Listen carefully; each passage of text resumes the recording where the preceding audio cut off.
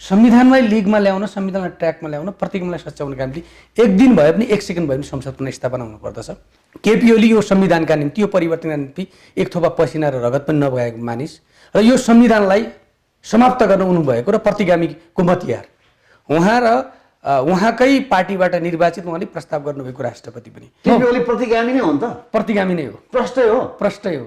केपी ओलीले खरिद बिक्री गर्ने, उहाँलाई कुनै सांसदलाई भेडा बाख्रा दसैँको च्याङ्ग्रा सोच्नु भएको छ भने खरिद बिक्री होला, कर्मचारीहरूलाई नै गाइड गरिदिने, त्योभन्दा प्रतिगामी राष्ट्रपति को हुनसक्छ? यस्तो निरङ्कुश, नालायक, राइतमा पतन भएको प्रधानमन्त्रीलाई कुर्सीमा राखिरहनुभन्दा त संसदले विकल्प खोज्नु पर्यो नि। 275 जना सांसदहरूलाई प्रधानमन्त्री बन्ने राइट छ, योग्यता छ। अब त्यस्तो कुरा भन्नमा त ओलीलाई कसले जित्छ र? ओली त अब एउटा अहिले त हास्य कलाकार जस्तो भइसक्नु भएको छ नि उहाँ त। देशलाई यो अवस्थामा पुर्याउनका निम्ति, संविधान समाप्त पार्नका निम्ति आशंकीय रूपमा भए पनि, केपी ओली जति प्रतिगामी नभए पनि केपी ओलीलाई प्रतिगामी बनाउनका निम्ति माधव नेपाल र प्रचण्डको पनि कम भूमिका छैन।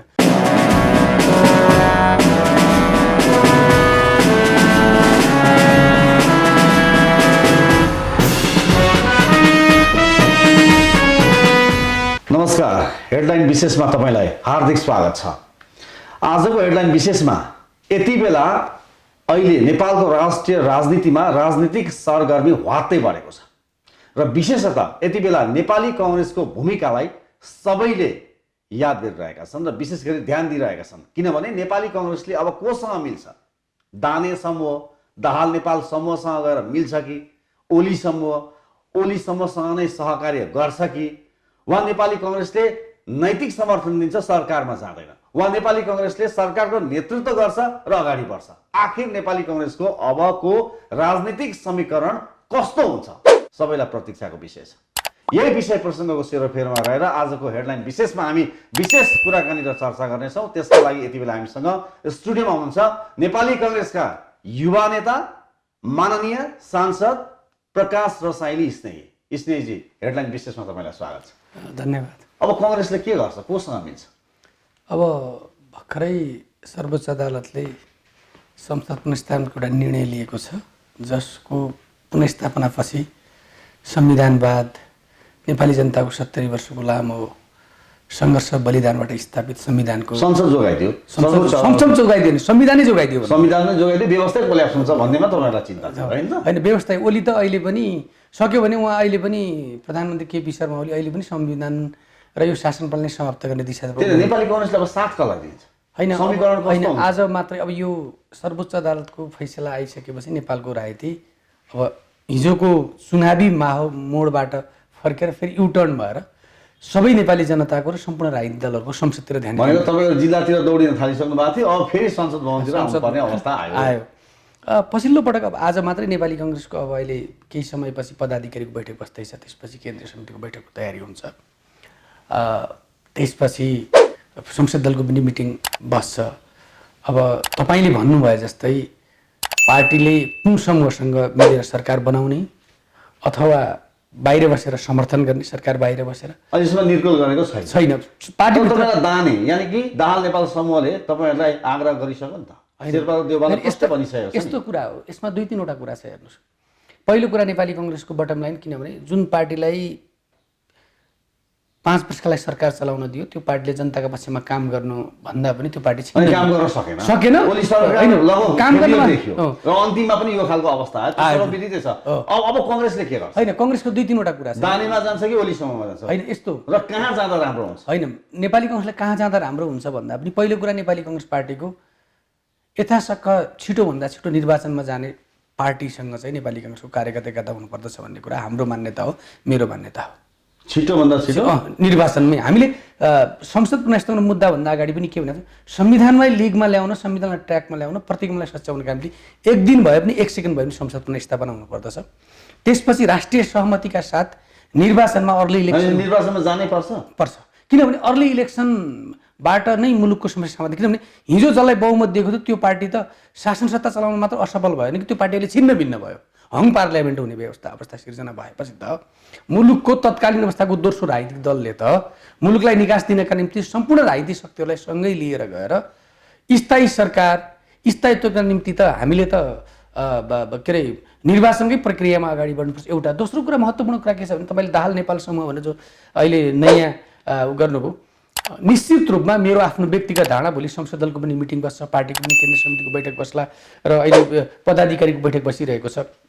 केपी ओली यो संविधानका निम्ति, यो परिवर्तनका निम्ति एक थोपा पसिना र रगत पनि नभएको मानिस र यो संविधानलाई समाप्त गर्न उनुभएको र प्रतिगामीको मतियार उहाँ र उहाँकै पार्टीबाट निर्वाचित उहाँले प्रस्ताव गर्नुभएको राष्ट्रपति पनि र जो परिवर्तनकारी शक्तिहरू थियो जसले यसलाई संविधान जोगाउनका निम्ति महत्त्वपूर्ण सडकमा आए, असंवैधानिक कदम भने, प्रतिगामी कदम भने, जसले यो संसद पुनर्स्थापना गर्नका निम्ति प्रत्यक्ष अप्रत्यक्ष रूपमा सडकमा आवाज उहाँहरूको गतिविधि हामीले देखेका छौँ। भनेपछि तपाईँको विचारमा ओली समूहसँग भन्दा कङ्ग्रेसले दाने समूहसँग सहकार्य समीकरण गर्दा ठिक हुन्छ?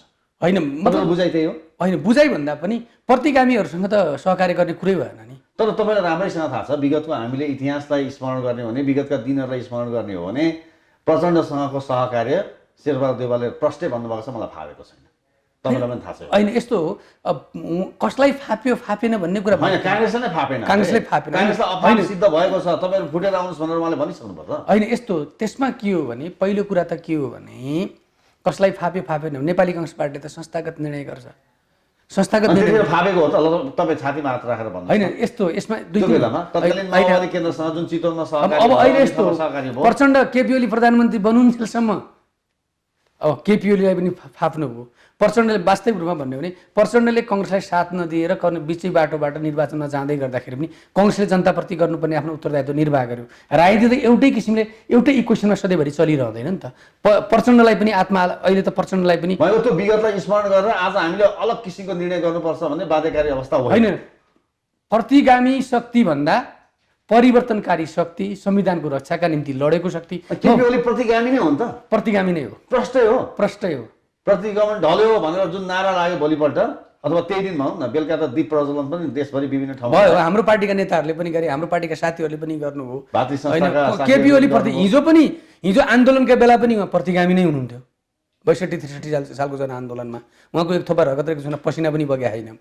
आज पनि उहाँ यो संविधान बनिसकेपछि समय परिस्थितिले उहाँलाई हेर्नुहोस् न तपाईँ, सुशील कोइरालाले संविधान जारी गर्ने, नाकाबन्दी भारतले गर्ने, अनि राष्ट्रवादी नेता केपी ओली हुने। जब जब यो देशमा निर्वाचन आउँछ नि तब के यो देशी विदेशी शक्तिहरूले केपी ओलीलाई राष्ट्रवादी उसलाई के प्रधानमन्त्री केपी शर्मा ओली राजीनामा दिनुपर्ने हो? अब गणेशमानजीले भन्नुहुन्थ्यो कि के अरे राजनीतिमा नैतिकता थपियो भने लोकतन्त्र हुन्छ, अथवा प्रजातन्त्रमा अथवा लोकतन्त्रमा त्यो प्रजातन्त्र हुन्छ, लोकतान्त्रिक शासनबाट त्यसबाट नैतिकता झिकियो भने निरङ्कुशता हुन्छ भन्थ्यो कि। प्रधानमन्त्री केपी शर्मा ओलीमा त नैतिकताको त 1% पनि। तर उहाँका सचिवालयका साथीहरूले बोलिरहनु भएको छ त लोकतान्त्रिक अभ्यास हो, प्रतिनिधि सभामा हामी अब सामना गर्छौँ, फेस गर्छौँ, संसदमा हामी फेस गर्छौँ। उहाँहरूका सल्लाहकार, उहाँका राजनीतिक सल्लाहकार, उहाँका प्रेस सल्लाहकारले लोकतन्त्र कसरी व्याख्या गरिराख्नु भएको छ। प्रधानमन्त्रीले के भन्नु भने म त 3 करोड नेपाली जनताका बिचमा जाँदैछु भन्नु। 275 जनाका बिचमा जान नसक्ने प्रधानमन्त्रीले हिजो 275 जनालाई छलेर उहाँ चुनावमा जानुभएको होइन। 275 जनाका बिचमा जान नसकेर तिनीहरूको विश्वासको मत लिन नसकेर जनताका बिचमा जान्छौँ भन्नु थाल्नुभयो। आज उहाँलाई नैतिक रूपले उहाँको सरकार ढल्छ, उहाँ चाहिँ विश्वासको मत पाउनुहुन्न भने त अलरेडी उहाँलाई थाहा छ नि त। उहाँले त राजनीतिमा त यस्तो हुन्छ, देशको प्रधानमन्त्री सर्वोच्च कार्यकारी पद राजीनामा दिनै पर्ने हो। राजनीतिमा दिने भन्दा नि उहाँको इस्यु नै फेल भयो नि। उहाँले जनताका बिचमा जाने इस्यु यो अवैधानिक छ, यो असंवैधानिक छ, यो प्रतिगामी कदम हो, यो जनताको भावना विपरीत छ भन्यो नि त अदालतले। उहाँले राजीनामा दिनु पर्दैन। तर उहाँले राजीनामा दिने सङ्केत त देखाउनु भएको छ र प्रतिनिधि सभामा म फेस गर्छु भन्नुभएको छ र उहाँले एउटा आरोप लगाउनु भएको छ। आरोप के लगाउनु भएको छ भने अब राजनीतिक फोहोरी खेल सुरु हुन्छ, सांसदहरू खरिद बिक्री हुन्छन्। तपाईँ पनि एउटा नेपाली कङ्ग्रेसको माननीय हो, तपाईँहरूको मूल्य केही हुन्छ, तपाईँहरू मोलतोल गर्छन् कसै? अब केपी ओलीले खरिद बिक्री गरेको बानी परेको हुनाले उहाँले त्यो भन्नुभयो होला। यस्तो नेपाली कङ्ग्रेस पार्टी र मलाई थाहा छ अब यो हामीले धेरै अनुभव। प्रकाश रसाइललाई खरिद बिक्री गर्न सक्छ कसैले? तपाईँहरू जतिको मान्छे होइन, त्यो होइन। केपी ओलीले खरिद बिक्री गर्ने उहाँलाई कुनै सांसदलाई भेडा बाख्रा दसैँको च्याङ्ग्रा सोच्नु भएको छ भने खरिद बिक्री होला। सांसद त आफै जनताका बिचमा गएर प्रतिबद्धता व्यक्त गरेर यो शासन प्रणालीका निम्ति लडेर गयो। यो 47 सालको संविधान पनि होइन, यो 82-83 सालको अन्तरिम संविधान पनि होइन। यो त के हो भने नेपाली जनताले हरेक जनप्रतिनिधिलाई, वडा सदस्यदेखि देशको सर्वोच्च प्रधानमन्त्रीलाई नजिकबाट हेरेर बसेका छन्। उहाँलाई लाग्यो होला अब खरिद बिक्री गरेर बहुमत पुर्याएर फेरि संसदबाट विश्वासको मत लिन्छु भनेर लाग्यो होला। तर उहाँको त्यो विश्वासको मत लिन सक्ने चाहनालाई फेरि पनि त्यही संसदले उहाँलाई चाहिँ तर राजनीतिक सङ्कट अब वात्तै बढ्छ, फोहोरी खेल हुन्छ, सांसद खरिद बिक्री हुन्छन्, तपाईँहरू हेर्दै जानुहोस्, यसका दुष्प्रभावहरू अब तपाईँहरूले देख्दै जानुहुनेछ भनेर उहाँले चेतावनी र चुनौती दुइटै दिनुभयो नि त। होइन, प्रधानमन्त्रीलाई लाग्यो होला उहाँले दुष्प्रभावहरू आफू प्रधानमन्त्रीको कुर्सीबाट त्यो कुर्सी अलि हल्लिने बित्तिकै ढुलमुलिने हुने बित्तिकै संसदले उहाँलाई दण्डित गर्ने बित्तिकै अब त्यस्तो खेल हुन्छ भन्ने लाग्यो होला। यो बताइदिनुहोस् त, तपाईँहरूकै कतिपय नेताहरूले, तपाईँहरूकै साथीहरूले पनि राष्ट्रपतिको भूमिकाप्रति कटाक्ष गर्नुभएको छ, गलत हो भनेर धेरै खालका आरोप लगाउनु भएको छ।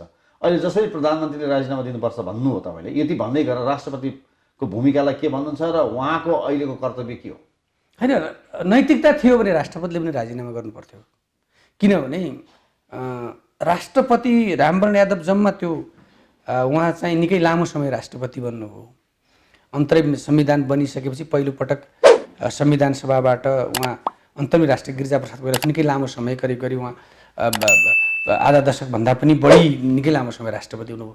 पहिलोपटकको कार्यकालमा विद्यादेवी भण्डारीकै राष्ट्रपतिको अभिभावकत्व, त्यो आफ्नो दायित्व, आफ्नो जिम्मेवारी, त्यसको गरिमा राख्नु भएको थियो। दोस्रो पटक कार्यकालमा जब नेकपाको बहुमत आयो, केपी ओली शक्तिशाली भएर देखिनुभयो, उहाँले सुरुका दिनदेखि केपी ओलीलाई उहाँले सांसद शपथ नहुँदै, संसदको शपथ ग्रहण नगर्दै उहाँले प्रधानमन्त्री नियुक्ति गर्नुभयो। तत्कालीन अवस्थामा सङ्घीय संसदको 3टा माननीय सदस्यहरूलाई तत्कालीन प्रधानमन्त्री शेरबहादुर देउवाले मनोनितका निम्ति सिफारिस गर्नु, उहाँले त्यो सिफारिसलाई चाहिँ उहाँले पेन्डिङमा राख्नुभयो र उहाँले घोषणा गरिदिनु भएन। त्यति मात्र गर्नु भएन उहाँले, यति दलको हो थाहा छैन, संसदका माननीय सदस्यहरूले 91 जना सांसदहरूले सहिचाप गरेर राष्ट्रपति कार्यालयमा दर्ता गर्न जाँदै गर्दाखेरि कर्मचारीहरूलाई नै गायब गरिदिने, त्योभन्दा प्रतिगामी राष्ट्रपति को हुन सक्छ? भनेपछि सुन्नुहोस् न, त्यसो होइन, मैले खालि यो कुरा के भनेको भने राष्ट्रपति रामवरण यादवले नेपालको इतिहासमा राष्ट्रपतिको गरिमा, मर्यादा, त्यसको दायित्व, संविधानको अपनत्व,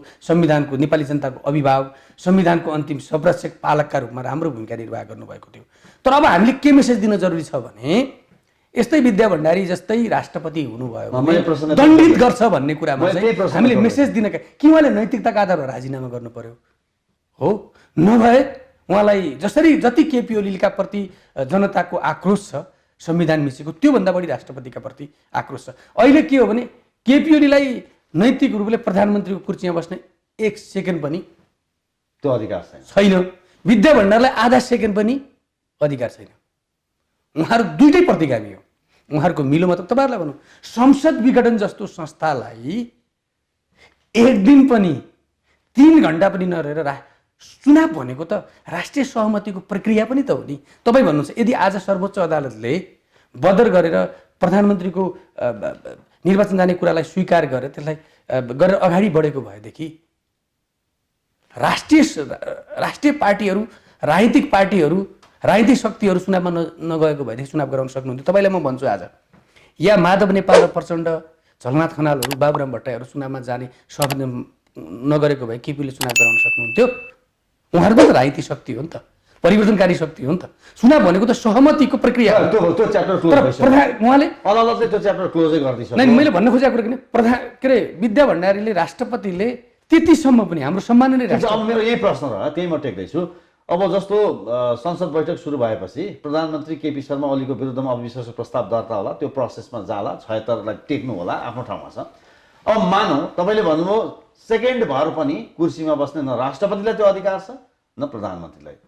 मानौ राष्ट्रपतिले राजीनामा दिनु भएन, अब त्यसको विकल्प भनेको त महाभियोग हो, त्यो सम्भावना छ? किन सम्भावना छ? कसरी सम्भावना छ? महाभियोगको लागि होइन, म अहिले पनि मेरो लागि कति चाहिन्छ माननीय भन्नुहोस् त। माननीयको कुरा छोड्नुहोस् न, कुन पार्टीसँग कति छ भन्ने कुरा होइन नि। राजनीतिमा भोलि त के हुन्छ भने हिजो काङ्ग्रेसलाई तहलाउनका ओलीले चुनाव हाल्छन् त मत, त्यसमा सपोर्ट गर्छन् तपाईहरु। ओलीले नहाल्दा पनि 2 पुग्न सक्छ नि। माधव नेपाल तपाईँले दाने भन्नुभएको छ नि, दाहाल नेपाल समूह, दाने समूहसँग कतिजना छन्? 90 जना भन्दा बढी कतिजना छन्? होइन, पुग्छ। अब यो अहिले हिसाब किताब नगरे त एउटा कुरा के छ भने संसदले पहिलो कुरा केपी ओलीलाई दण्डित गर्छ, त्यसपछि पहिलो कदम भने पहिलो कदम केपी ओलीलाई प्रधानमन्त्रीबाट हटाउने, त्यसपछि राष्ट्रिय सहमतिका साथ केपी ओली बेगर पनि त राष्ट्रपतिलाई हटाउन सकिन्छ नि, सकिँदैन? संख्या गर्नु भएको छैन। त्यही त मलाई बताइदिनुहोस् न हाम्रो दर्शकलाई। 2 पुग्छ।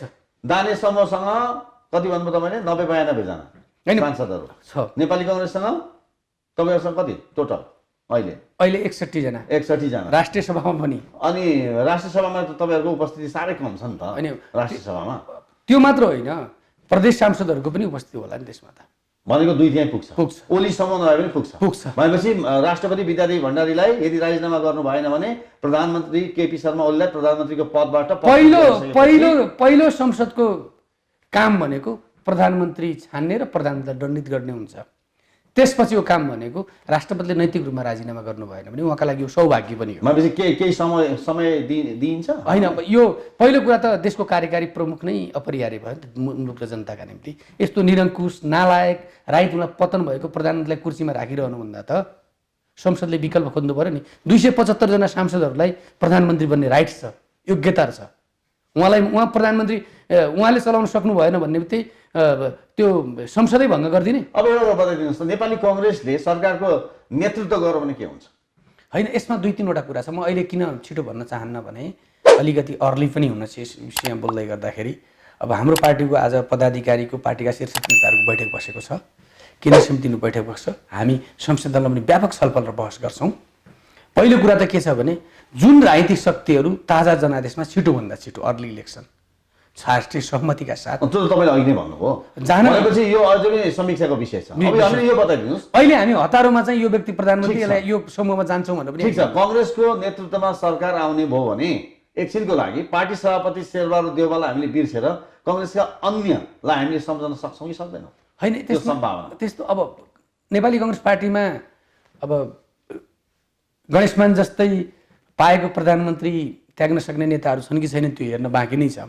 तर अब पार्टीको संसद दल र केन्द्रीय समितिको बैठक नबसेको र संसदको बैठक पनि आह्वान गरि नसकेको सरकारले अथवा राष्ट्रपति मार्फत नगरिसकेको अवस्थामा त्यस बिचमा छलफल व्यापक बहस भएर तपाईँले सुन्नु भएको छ नि, डाक्टर शेखर कोइरालाले विराटनगरमा भर्खरै मात्र मिडियासँग प्रष्टै भन्नुभएको छ, कङ्ग्रेसको हितमा हेर्ने हो भने शेरबहादुरजीले सरकारको नेतृत्व नगर्दै कङ्ग्रेसलाई पनि हित, देश र मुलुकलाई हित भनेर बोल्नु भएको छ। होइन, अब उहाँ पनि पार्टीको एउटा हाम्रो शीर्ष तहको नेता हो। उहाँले आफ्नो दृष्टिकोण पेश गर्नुभयो होला र त्यसमा पनि हाम्रो के छ भने त्यसमा पनि अरू विकल्पहरू डाक्टर शशाङ्क कोइराला हुनुहुन्छ, के अरे प्रकाशमान सिंह हुनुहुन्छ, अब अन्य नेताहरू पनि अब युवा पुस्ताका नेताहरू पनि धेरै हुनुहुन्छ। अब त्यसमा विकल्पमा त अब फेरि पनि पार्टीभित्र छलफल बहस गरे एउटा कुरा अहिले नै यो हुनुपर्छ, यसलाई गराउनुहुन्न भने तोक्ने विषय हुँदैन। काङ्ग्रेसमा सांसद त अब त्यही 63 जनाको हो, तर काङ्ग्रेसमा प्रधानमन्त्री हुने योग्य हुने मान्छे त 101 छन् नि। अब रसायनजी हामीले यो बताइदिनुहोस् त, जस्तो काङ्ग्रेसमा हुन त यसो हेर्दाखेरि कहिलेकाहीँ त युवाहरूलाई पनि अवसर प्राप्त भएको देखिन्छ होइन, तपाईँहरू जस्ता युवा। तर युवाहरूमा त्यति अवसर दिन अलिकति कन्जुसाइ गरे जस्तो लाग्छ कहिलेकाहीँ पार्टीले। अब एकछिनको लागि होइन, अब कङ्ग्रेसले यदि लिडरसिप गर्ने भयो या गभर्मेन्टको चाहिँ नेतृत्व गर्ने भने सरकारको युवा नेताहरूको सम्भावना कतिको छ?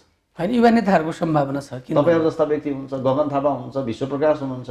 होइन, त्यो त प्रकाशले त योचोटि पराजित हुनुभयो होइन, अरू युवाहरू पनि हुनुहुन्छ, संसदमा हुनुहुन्छ। त्यो पनि सम्भावना किन छ भने पहिलो कुरा त के छ भने अब अहिले को सरकारमा जाने, कुन लेभलको नेता जाने, कुन उमेर समूहको जाने, कुन भेग, कुन जात, वर्ण, लिङ्ग कसरी मिलाउने भन्ने कुरामा चाहिँ नेपाली काङ्ग्रेसभित्र छलफल र बहस नै भएको छैन। अहिले नेपाली काङ्ग्रेस के छ भने छिटोभन्दा छिटो चुनाव गराउनका निम्ति कसको नेतृत्वमा, आफ्नै वा अरूको नेतृत्वमा कसरी सरकारमा जाने, कसलाई लिएर जाँदा जनताप्रति भरोसा विश्वासयोग्य वातावरण बन्न सक्छ।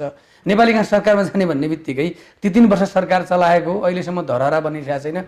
के अरे पानी जहाज ल्याउँछु, मनोरेल ल्याउँछु, चुच्चे रेल ल्याउँछु, चाइनाबाट रेल ल्याउँछु, ग्यास चुलो ल्याउँछु। मैले त भनेको थिएँ पछि आउने सरकारले गरेनन् भन्नु होला नि फेरि ओलीले। ओली त अब त्यस्तो कुरा भन्नमा त ओलीलाई कसले जित्छ र? ओली त अब एउटा अहिले त हास्य कलाकार जस्तो भइसक्नु भएको छ नि उहाँ त।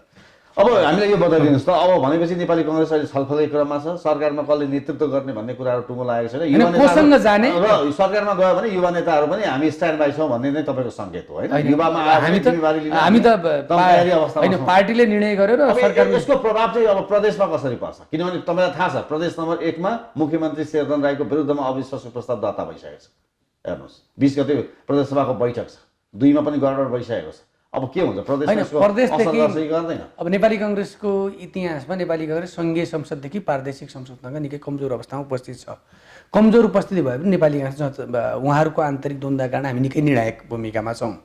र हामीले अब त्यहाँका साथीभाइहरूको वस्तुस्थिति अब यो समग्र प्याकेजमा नै नेपाली काङ्ग्रेस पार्टीले छौटै भनेको केन्द्रमा जोसँग समीकरण हुन्छ हुन्छ त्यहीसँग नै हुन्छ त्योसँग समीकरण हुन्छ हाम्रो। सोझै समीकरण समीकरण हुन्छ कतिवटा प्रदेशमा प्रदेशमा बेग्लै केन्द्रमा बेग्लै त्यो सम्भावना त्यो सम्भावना हुँदै हुँदैन, किनभने प्रतिगामीको कित्तामा उभिने कुरा भने त काङ्ग्रेसका निम्ति आफै नै निम्ति ठुलो ठुलो घातक कुरा हो नि, भनेको ब्याकफायर गर्छ। व्यापार। किनभने अब कस्तो हो भने कम्पेरेटिभली मैले भन्नुपर्छ, हिजो यो सरकारमा बन्दै गर्दा केपी ओलीको सरकार बन्दै गर्दाखेरि चाहे राष्ट्रियता मुद्दा, भ्रष्टाचारका मुद्दा, मानवाधिकारको विधेयकको सम्बन्धमा, अध्यादेशका विषयमा, मिडिया काउन्सिलको विषयमा, वाइट बडी, यति ग्रुप, ओम्नी ग्रुपले जब भ्रष्टाचार गर्यो कङ्ग्रेस संसदमा कुरा उठाउँदै गर्दाखेरि त्यसको प्रतिरक्षा गर्ने माधव नेपाल र प्रचण्ड पनि हुनुहुन्थ्यो त्यो बेला हुनुहुन्थ्यो।